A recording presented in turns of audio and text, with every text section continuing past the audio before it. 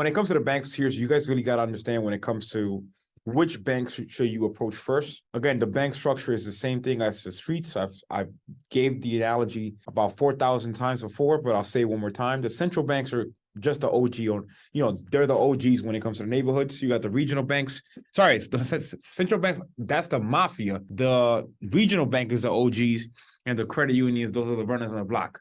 Why? At the end of the day, for you to make money as a bank, you need to loan money, right? You need to give out money. So that's why anybody, even if you have a brand new LLC, you don't have to really have that much history. Why? Because even with a 680 FICO, that's your collateral. A credit union, a local credit union will definitely give you money as long as you have a good credit profile and as long as you have a product with them. And what do we mean by that? A personal checking account is a product. A savings account is a product. A credit card is a product. Banks, Bank of America, Chase, all these banks, whenever they send you an offer, that is a product that they want to sell, right? Because at the end of the day, when you take out a loan, when you use your credit card, there's accruing interest every single month that's being ignited, right? So you got to understand that when you go to the banks, especially when it comes to your credit profile, starting out, the credit unions are going to be the most friendly. They need to loan out money. They need to make money.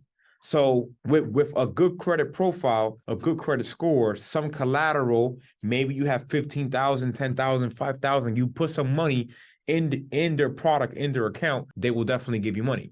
Now, once you do that, you go to the regional banks. Regional banks can be like KeyBank, your Truist.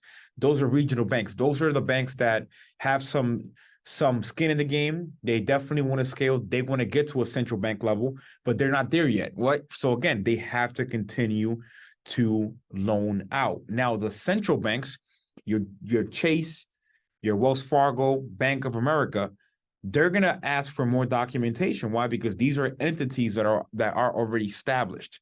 These are entities that are probably going to want to see whether or not you actually make money.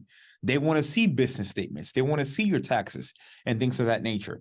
But the recommendation here is for you to start with the credit unions, then work your way down to the regional banks, and then, of course, work your way down to the central banks. Something critical aside from this bank tier structure, you must understand before you go to a credit union, we highly recommend you to do this.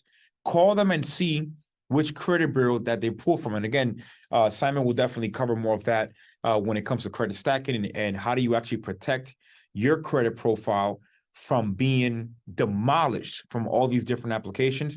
How do you keep your hard inquiries at a very low number, which again is really, really critical. Banks only want to see 1 to 3 hard inquiries in the last year. So how do you actually do that? And that's the strategy behind business funding that Simon is going to continue talking about that is super critical. So once you have the bank tier structure down, you have your plan. Now it's all about execution. How do I implement the right strategy to make sense?